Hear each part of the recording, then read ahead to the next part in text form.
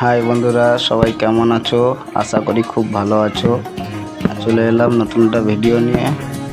এই আমি বাজারে গেছিলাম, বাজার থেকে একটু বাড়ি যাচ্ছি। আমাদের ওয়েদারটা তো খুবই খারাপ, তাই একটু মনে হলো না একটু ভিডিও বানিয়ে নিলাম একটা। আমাদের গ্রামটা তোমাদের এই যে ঘুরিয়ে দেখাবো।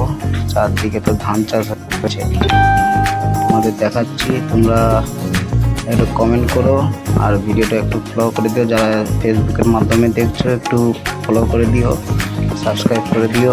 যারা ইউটিউবের মাধ্যমে দেখছো তারাও সাবস্ক্রাইব করে দিও আর কমেন্ট করে জানাও কেমন হয়েছে ভিডিওটা। এটা হচ্ছে আমাদের গ্রাম। আমাদের এখানে ওয়েদার খুবই খারাপ, দেখতে পাচ্ছ সবসময় মেঘলা হয়ে আছে। নিম্নচাপ যা লাগিয়ে রেখেছে আর বন্ধ হওয়ার নামই নিচ্ছে না। তোমরা তো দেখতেই পাচ্ছ কি অবস্থা। এটা হচ্ছে আমাদের রাস্তা, ঢালাই রাস্তা। বাজার থেকে বাড়ি হেঁটে যাচ্ছি। ওই যে সামনে রেল রাস্তা দেখা যাচ্ছে, আর এদিকে দেখতে পাচ্ছেন চার সাইডে পুরো ধান চাষ হয়ে গেছে, জমিনে রোয়া হয়ে গেছে। এখনো কোথায় কোথায় রোয়া বাকি আছে তোমরা কমেন্ট করে জানাবে, যাদের গ্রাম সাইডে বাড়ি। আর যাদের শহর দিকে বাড়ি তারা কমেন্ট করে জানাও কেমন হয়েছে। এটা হচ্ছে আমাদের রেল লাইন, দীঘা যাওয়ার রাস্তা। এইদিকে দীঘা চলে গেছে, আর এ সাইডে হচ্ছে তোমার মেছতা, কুকড়াহাটি।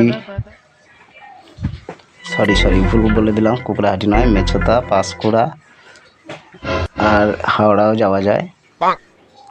আর এ সাইডে তো আমাদের দীঘা রোড। আর এটা হচ্ছে আমরা বাড়ি যাওয়ার পথ, আমাদের ঢালাই রাস্তা ধরে বাড়ি যাচ্ছি। দেখতে পাচ্ছেন চার সাইডে খালি আমাদের এদিকে ধান চাষ আর ধান চাষ। যাদের এই গ্রামের সাইডে বাড়ি, যাদের যাদের ধান চাষ আছে কমেন্ট করে জানাও। কাদের এখনও রুইতে বাকি আছে, রোয়া কতটা হলো কমেন্ট করে জানাবে। আমার রুইতে তো পুরো প্রায় সব কিছু, মানে পুরো জমিন পুরো রোয়া হয়ে গেছে। এইখানে ভিডিওটা শেষ করলাম।